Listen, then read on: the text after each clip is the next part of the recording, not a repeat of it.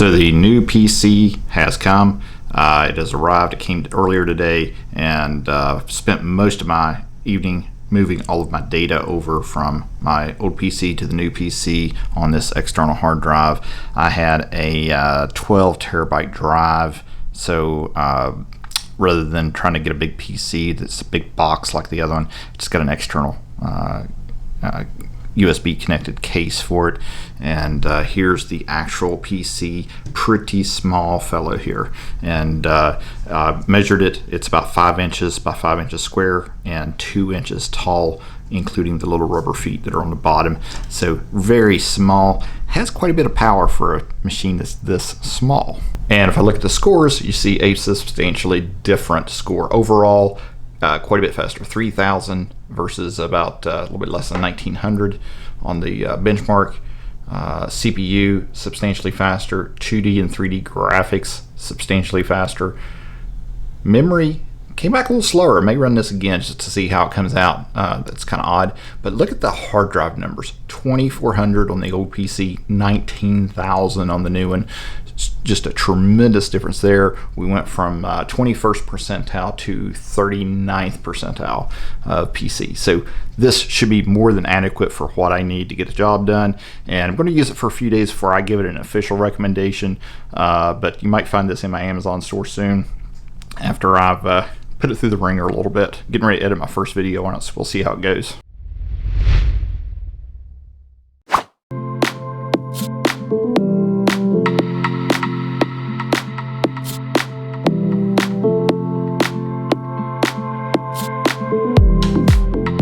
So yeah, we're going to use this PC for a couple of days before I give it an official recommendation, based on what I know at that point. It seems to be working well. It's not as nearly as fast as my PC that I have back in Louisville.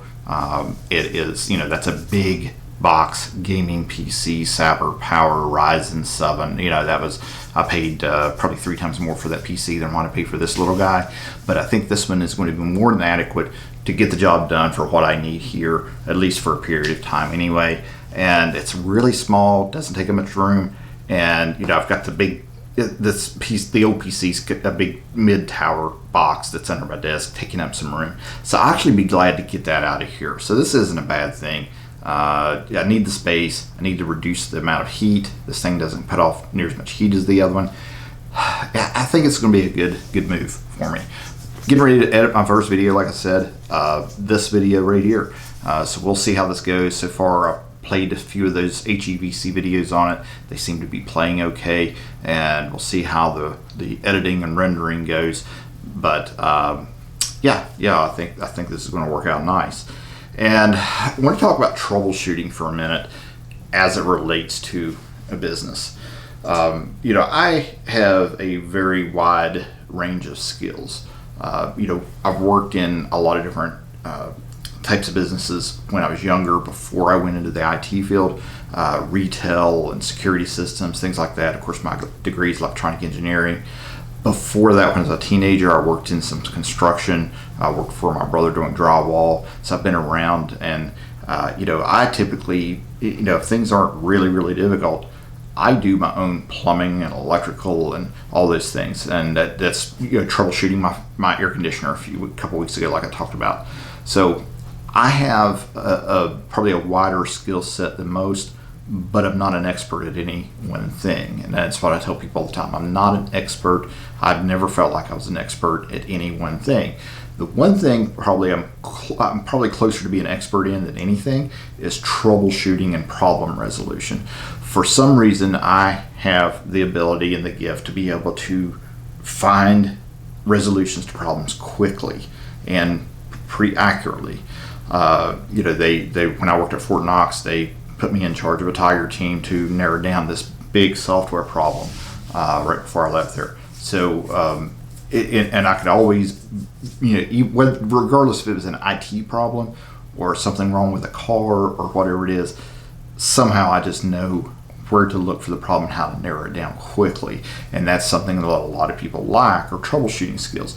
I worked with a software developer one time that, it was so frustrating because he had zero problem solving skills. And when you are a programmer or software developer, a big part of your job is troubleshooting. You have to troubleshoot everything you do, every code you write, every bit of code you write. You have to troubleshoot and resolve problems typically. You make changes to software in the development cycle. It has kind of a domino effect sometimes. So you have to be able to narrow things down. This guy's, his approach is basically a shotgun approach. Just change a bunch of things and see if anything fixes it. And so that was frustrating, but a lot of people don't possess those troubleshooting skills to the level that I do. And that, like I said, that's the one thing I consider myself probably close to being an expert on is troubleshooting and problem resolution. When it comes to a business, especially if you're a small, medium business where you are, you're forced to kind of do some things yourself, probably more things than a lot of bigger businesses do, and a lot of larger businesses that have a more hierarchical structure with more cash flow, things like that, to pay people to do different things. When you're a small, medium business, you do a lot of these things yourselves. Whether it's moving into an office and painting the office yourself versus hiring someone to do it, or we've all put that sweat equity in when you have a small or medium business. When your business starts to grow or change, you have to troubleshoot and resolve a lot of the problems. Those problems could be technical, they could be logistical, or theoretical even, to try to predict what's going to happen and what's going to change.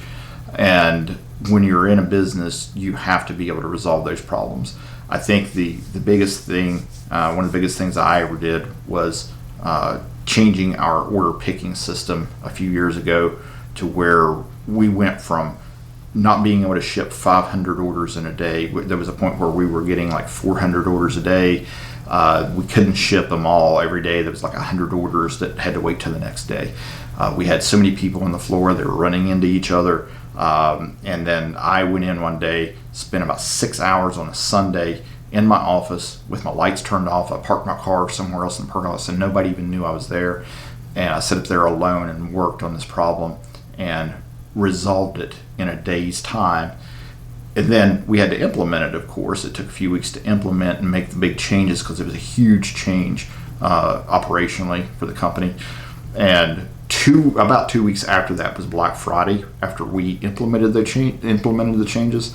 And the Saturday after Black Friday that year, this is in 2018, we shipped over 2,500 orders in one day. Now it was a long day probably. I don't remember how many hours we worked, but it was probably a 14-hour day or something like that altogether. But 2,500 orders in a day we were able to ship. And I always said that was one of the biggest things I ever accomplished in my life, was resolving that problem because of the impact that it had on the company. And when it comes to troubleshooting problem resolution, you have to take, you have to be methodical about it. You have to think about what situations could change that might affect other things. What's the domino effect going to be, like I said, and where are things going to be impacted. Hopefully everything's going to be impacted in a positive way, but normally when you change something, there's unforeseen circumstances you don't think about that you have to pick up the pieces and resolve those problems too. So one of the things I think that's super important for any small, medium business owner is to have that mindset, to be patient, be methodical, think through the problems that you have. This problem here, I spent a lot of time a couple of days ago trying to narrow down what exactly my problem was. It could have been anywhere. It could have been software, which is where I thought it was in the beginning. It could have been just the hardware inadequate, which is what it ended up being. It could have been defective hardware. It could have been software that was interfering with other software. There's a lot of different pieces to it that could have been the actual problem, and I had to just take them one at a time. And when I ran tests or performed tests, I had to really think about the other factors and what it did or didn't affect. And through that process, like I said, there were just some things that didn't quite make sense to me. And when I dug deeper and deeper and deeper and started to realize the video card, the chipset, it wasn't an actual Intel video card like a true Intel video card. It was a custom one for Dell. There were no new drivers since 2018. All the information I gathered actually allowed me to put together better Google searches, and I started to find more people talking about the same or similar problems. And that's how I learned that the power supply wasn't large enough to run another video card, so you have to upgrade that. And before I went through those steps, I really had no information to go on to form meaningful searches.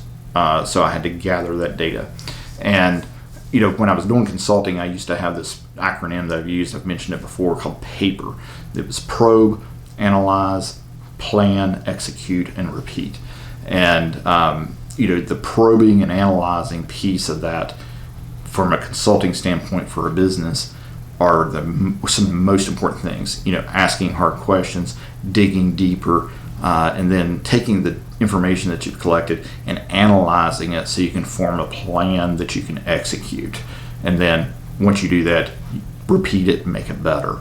But troubleshooting is something that I think, if I could advise anyone starting or running a small, medium business, problem resolution, not necessarily just troubleshooting, because when you say troubleshooting, people tend to think about technical issues, but problem resolution and critical thinking, decision making, those types of skills and experience are extremely valuable.